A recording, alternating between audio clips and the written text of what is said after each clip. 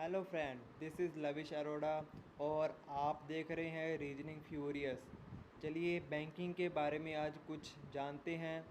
आज का टॉपिक है स्मॉल फाइनेंस बैंक और पेमेंट बैंक। इन दोनों के बारे में आज अच्छे डिटेल में अपने स्टडी करते हैं। तो आइए चलिए सबसे पहले स्टार्ट करते हैं अपने पेमेंट बैंक और स्मॉल फाइनेंस बैंक के जो इनके बीच डिफरेंस है, क्या क्या चीज़ें हैं, सबसे पहले वो अपने देख लेते हैं। पेमेंट बैंक और small finance bank,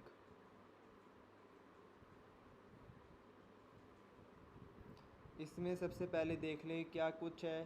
payment bank जैसे आपको पता है कि ये सब कुछ डिजिटल है, ठीक है। और स्मॉल फाइनेंस बैंक क्या होता है कि उन लोगों के लिए जो आमतौर पर बैंक द्वारा उधार नहीं ले सकते, जैसे छोटे किसान हो गए, व्यापारी हो गए, श्रमिक, छोटे एम्प्लॉय हो गए, ठीक है, छोटे बिजनेसमैन जो बड़े बैंकों से उधार पैसे या मनी नहीं ले सकते, उनके लिए फैसिलिटी ये प्रोवाइड करवाते हैं स्मॉल फाइनेंस बैंक, ठीक है।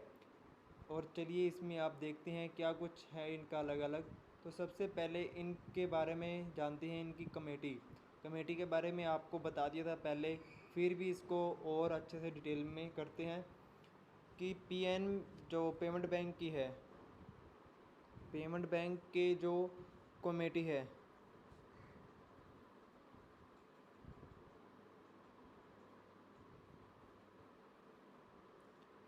पेमेंट बैंक की जो कमेटी है वो है नचिकेत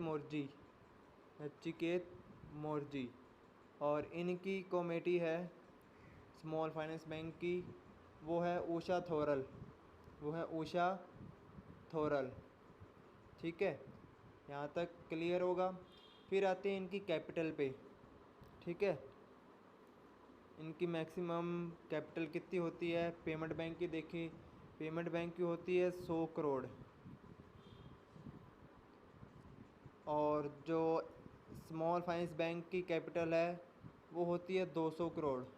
वो कैसे, देखिए एक तो है अर्बन कोऑपरेटिव बैंक, ठीक है, अर्बन कोऑपरेटिव बैंक उनकी 100 करोड़ होती है, ठीक है। कब तक, 5 साल तक,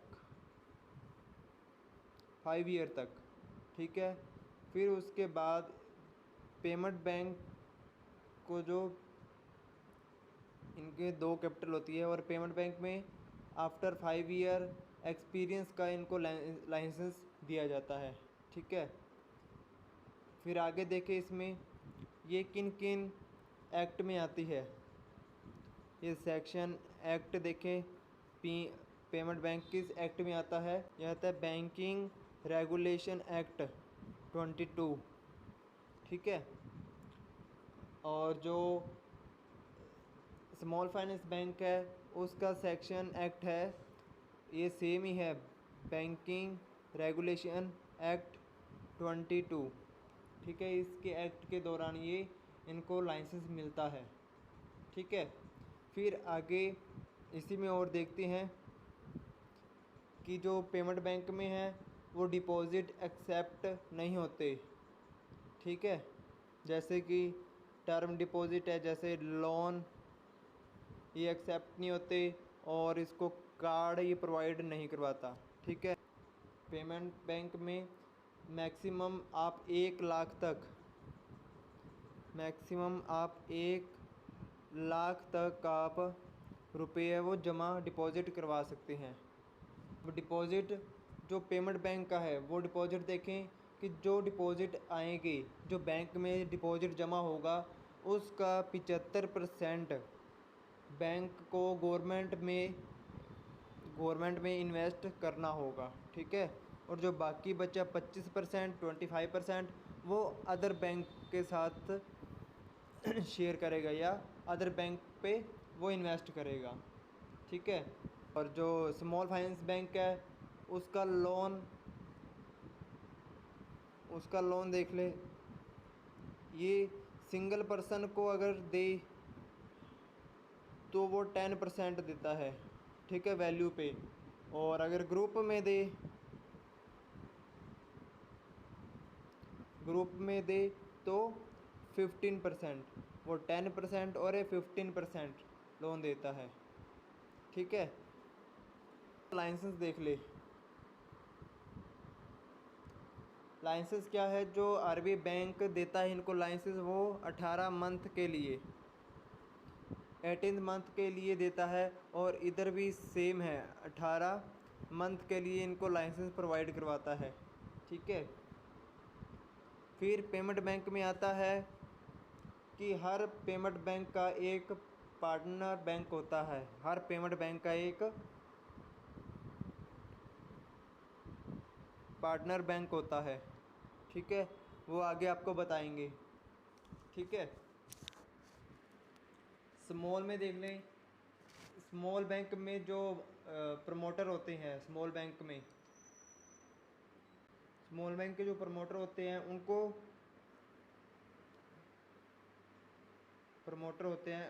उनको 5 साल में 40% शेयर रखने होते हैं, ठीक है। फिर 10 साल में 30%, ठीक है। फिर 12 12 यानी 12 साल में 26, ठीक है, 12 साल में 26 शेयर है वो रखने होते हैं, ठीक है। आई होप यहाँ तक सारी अच्छी से डिटेल में आपको क्लियर होगा, ठीक है। अब चलते हैं इनका सभी का आपको अलग अलग जो मीनिंग था वो आपको क्लियर करवा दिया, ठीक है। और जो इनके पेमेंट बैंक पर आते हैं, पहले पेमेंट बैंक के जो पार्टनर बैंक है, ठीक है, वो कौन कौन से हैं उसको देख लें। जो एयरटेल है, ठीक है, एयरटेल का जो पार्टनर बैंक है वो है कोटक महिंद्रा बैंक, ठीक है। और जो पेटीएम का जो पार्टनर बैंक है वो है इंडस इंड बैंक, ठीक है। फिर आते हैं Indian post bank payment bank, इसमें कोई भी पार्टनर बैंक नहीं होता, ये अकेला ही है, ठीक है। फिर आता है फिनो पेमेंट का बैंक है आईसीआईसीआई, ठीक है, ये पार्टनर बैंक है। और जो जियो का तो आपको पता है, रिलायंस जियो और प्लस एसबीआई, ये पार्टनर बैंक है इनके, ठीक है। तो आई होप ये सब कुछ क्लियर होगा। आगे देखते हैं अब क्या कुछ है इसमें। तो सबसे पहले आपको पता ही है कि 6 टाइप के पेमेंट बैंक होते हैं, ठीक है। तो वो कौन कौन से हैं उसकी डिटेल में आपको बताते हैं क्या कुछ है उसमें। सबसे पहले है एयरटेल, ठीक है। ये एयरटेल बैंक इस्टेब्लिश कब हुआ, 2017 में, 2017 में है। और इसका जो हेड क्वार्टर है वो नई दिल्ली में, ठीक है। और इनके जो एमडी और सीईओ है वो है अनुब्रता विश्वास, ठीक है, अनुब्रता विश्वास। फिर आगे चलते हैं, आगे है इंडियन पोस्ट बैंक, 2018 में, ठीक है, 2018 में इस्टेब्लिश हुआ और इसका हेड क्वार्टर है नई दिल्ली में, ठीक है। फिर आगे इसमें देखते हैं कि इसके जो सेक्रेटरी है वो है प्रदीप बिसोई, ठीक है।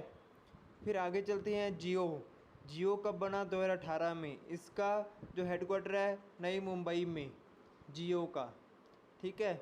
और इनके जो सीएम है वो है विवेक भंडारी और जो एमडी है वो है श्री कृष्णन, ठीक है।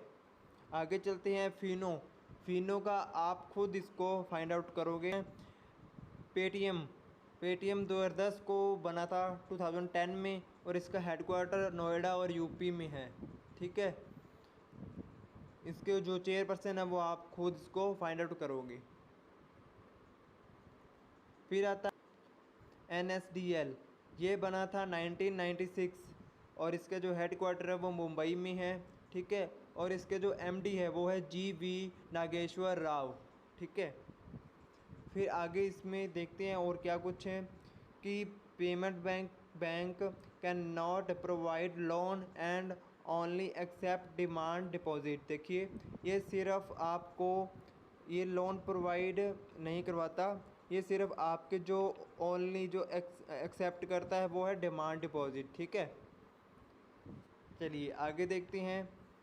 आगे है स्मॉल फाइनेंस बैंक, वो है 10 टाइप के। ठीक है, 10 प्रकार के हैं। वो कौन कौन से हैं उसकी डिटेल में अच्छे से देख लेते हैं। सबसे पहले है उज्जैन, ये 2017 में 2017 में बनाया और इसका जो हेड क्वार्टर है उसका बेंगलुरु में इसका हेड क्वार्टर है। और इसके जो एमडी है वो नितिन चुग, एमडी इसके नितिन चुग है। फिर नेक्स्ट आते हैं जाना, ये 2018 में 2018 में बना। जो इसका हेड क्वार्टर है वो है बेंगलुरु में।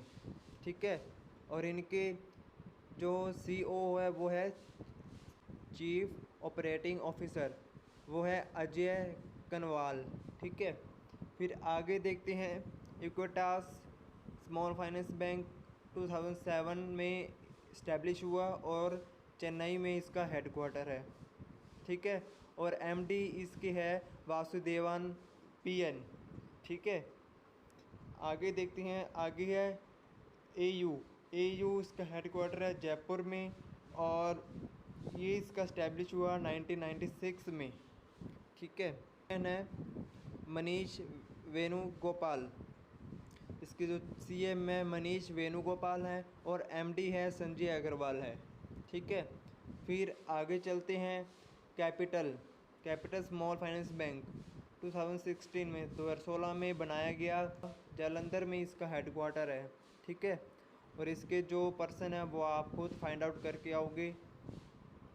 फिर आए आगे और इनका जो हेड क्वार्टर है वो बेंगलुरु में है। ठीक है, और इनका जो एमडी है वो है राजीव यादव।